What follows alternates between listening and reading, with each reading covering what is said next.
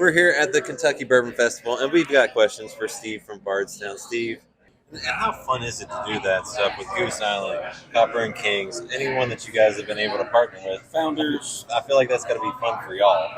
Well, it's fun for us, and I think it's fun for our partner because they get to share in the glory or the partnership, and they get to have the product at their place, and it's good for everybody. Most everybody that partners with somebody that's barely known or unknown, like another stout beer or something that's unnamed, nobody knows who it is. So they never get to share in any of the glory of it.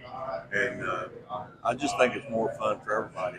The consumer, they can say, hey, I just drank some of the product finished in your barrel. So it's good for everybody. It's good for the consumer, us, Goose Island, and everybody involved. So my personal favorite is the Discovery Series.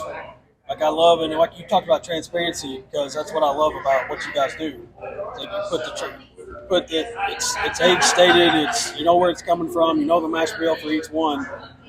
How is there anything new that you can talk about that's coming along, or what is your personal favorite of all the series you got? My personal favorite was 7, and again, it's no particular reason other than just the blend went together and the flavor that came out of it just hit my palate just right. Again, the series comes out. We have buyers that go out and buy aged products, bourbons, whiskeys, and when it comes to the distiller, we start putting blends together, and that will determine the number of cases that will come out of that blend. If we put together a blend that only makes 5,000 cases, that's it. And then when that 5,000 is gone, we work on a new blend, and then so and so. And now we're up to using our Discovery 10. And once that runs out, then we'll go to 11. So like I said, we just buy what's out there.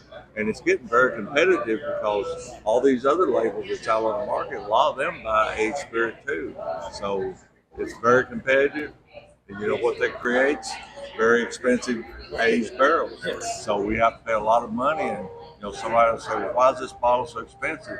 Well, you go out and buy a 17-year-old barrel of product that only has that much product in it, pay $10,000 for it. Well, I've got to recoup that money.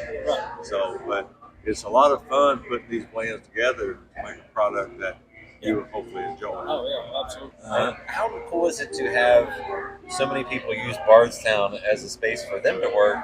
But I'm sure you get to run into people from all these different companies and just get to talk and see each other. Well, it's very exciting. I've been in the business 51 years, and everybody says, you've experienced everything. Well, that's not true, because working with these other companies, they will come in with ideas. Some of them are off the wall, some of them are not. I mean, some of them come with ideas out. First thing, well, I don't know if that'll work, but the more we talk about it, the more we get into it, they're good ideas.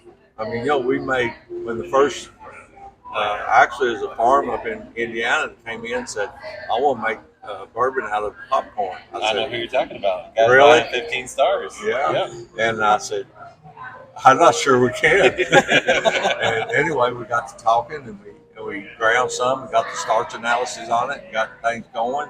And I said, well, I think we probably can.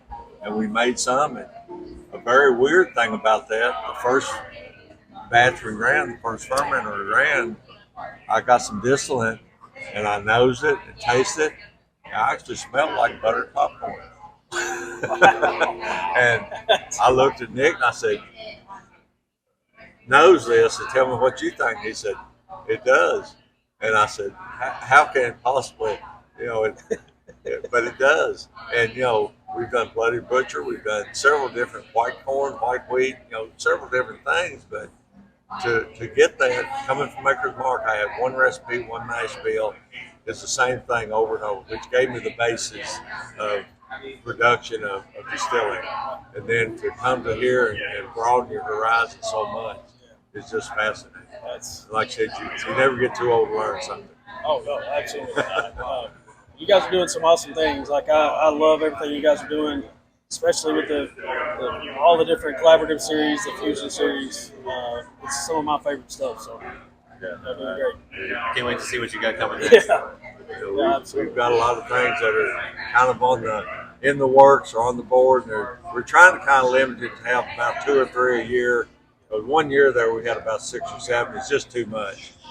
We couldn't keep up with them rightfully, and now we're going to try to do about 2 or 3 a year of the collaborations. Of course, we'll have 2 or 3 discoveries. Fusion's going to be sidelined for a little while, let Origins take the front and center stage. But Fusion will come back at some point. And we're just going to keep going, having as much fun as we can. Just a fun question for me. What's the most expensive bourbon that you've actually put in a cocktail or a mixer? Or have you ever? The most expensive that I put in a cocktail or mixer? Yeah. I very seldom ever put any of them in a cocktail or mixer. That's why we wanted to ask. Most of the time I put it on ice. Yeah, exactly.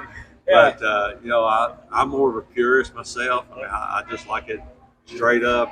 And if it's a bourbon that I like the proof on, a lot of times I'll put it in a freezer. Yeah. Keep it chilled. Yeah. Then when I bring it out, I just pour it in a glass, and it's already cold, so I don't have to add ice to reduce the proof on it. That's awesome. I like that. I put it in the freezer, bring it out and pour it, enjoy it. Yeah, thank you, Steve. Thank y'all very much. I've enjoyed it. Thank you. Absolutely.